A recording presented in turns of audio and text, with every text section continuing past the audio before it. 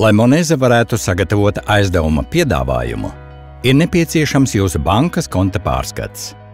Lai to sagatavotu, vispirms atveriet datorā interneta pārlūka logu un ievadiet savas internetbankas adresi. Kad tīmekļa lapa ielādējusies, autentificējieties, izmantojot bankas piešķirtos autentifikācijas rīkus. Kad tas ir darīts, lapas augšējā izvēles rindā atradīsiet sadaļu Konta pārskats. Spiediet uz tās. Nākamajā solī norādiet nepieciešamo pārskata periodu, izvēloties tā sākuma un beigu datumus.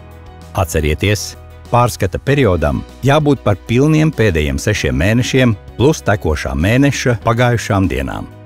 Tad klikšķiniet uz pogas Nosūtīt pieprasījumu.